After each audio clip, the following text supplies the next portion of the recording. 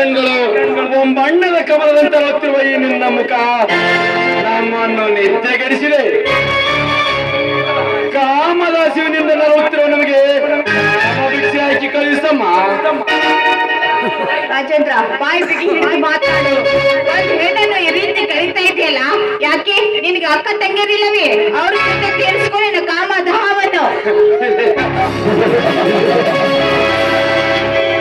ಜೊತೆ ನಾವು ಇಲ್ಲಿಂದ ಜಾಗ ಖಾಲಿ ಮಾಡಲು ಬಂದಿಲ್ಲ. ಮುಚ್ಚು ಮರೆಯಿಂದ ಮಾತನಾಡುವ ಅಭ್ಯಾಸ ನನಗಿಲ್ಲ. ಬೇಗನೆ ಬಂದು ನಮಗೆ ಸರಗುವಾಸಿ ಸುಖ ಕೊಟ್ಟರೆ ನಾವೇ ಹೊರಟು ಹೋಗುತ್ತೇವೆ. ನೀನು ಈ ರೀತಿ ಕಷ್ಟಪಡೋದಕ್ಕಿಂತ ನಾವು ಹೇಳಿದಂತೆ ಕೇಳಿದರೆ ನಿನಗೆ ಹಣದ ಸುರಿಮಳೆಯನ್ನೇ ಸುರಿಸುತ್ತೇವೆ.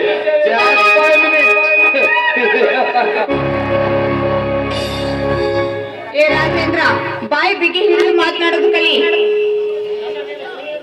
ನನ್ನೇನು ಸುಳ್ಳಿ ಎಂದು ತಿಳಿದುಕೊಂಡಿದೆಯೇನೋ ಮೂರ್ಖ. ನಿಮ್ಮಂತವರು ಗರುತಿಯರಾಗಲು ಸಾಧ್ಯವೇ? ಓಂ ಶಾಂತಿ ಶಾಂತಿ. ನೀನು ನಮಗೆ ಅಕ್ಕನೂ ಅಲ್ಲ ತಂಗಿನೂ ಅಲ್ಲ. ಅದಕ್ಕೆ ಹೇಳುತ್ತಿರುವುದು ಬರೀ 5 ನಿಮಿಷ ತಾನೇ. ಲೇ ಪಾಂಡು, ಇವಳಿಗೆ ಹೇಗೆ ಹೇಳಬೇಕೆಂಬುದೇ ನನಗೆ ಅರ್ಥವಾಗುತ್ತಿಲ್ಲ. ನೀವು ಸ್ವಲ್ಪ ಶಾಂತಿಯಾಗಿರ್ರಿ.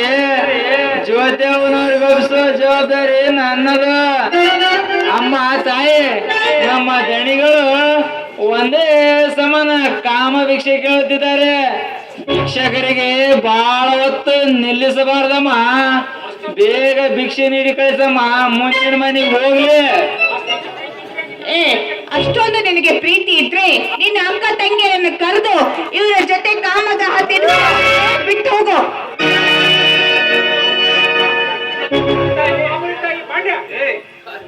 ಇದೆಲ್ಲ ಮಾಮೂಲಿ ತಾಯಿ. ಹೇಳಿದಂಗ ನನಗ ಹೆಂಡ್ರು ಮಕ್ಕಳು ಯಾರ ಇಲ್ವಲ್ಲಮ್ಮ.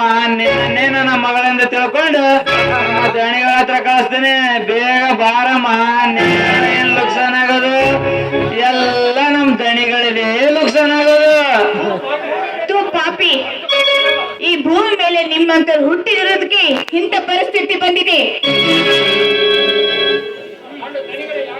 ಲೇ ಜ್ಯೋತಿ, ಸುಮ್ಮನೆ ಆಟ ಮಾಡದೆ ಬಾ ಬೇಗ. ನಮ್ಮ ಕಾಮ ಜ್ವಾಲೆಯನ್ನಾರಿಸಲು.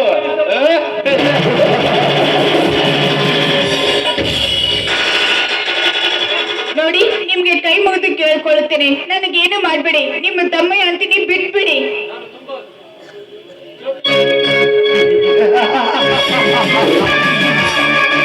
ಜ್ಯೋತಿ, ನಿನ್ನ ಮನೆತನದ ಮೇಲೆ ಸೇಡು ತೀರಿಸಿಕೊಳ್ಳುವುದಕ್ಕೆ ಇದು ಒಂದು ಒಳ್ಳೆಯ ಅವಕಾಶ.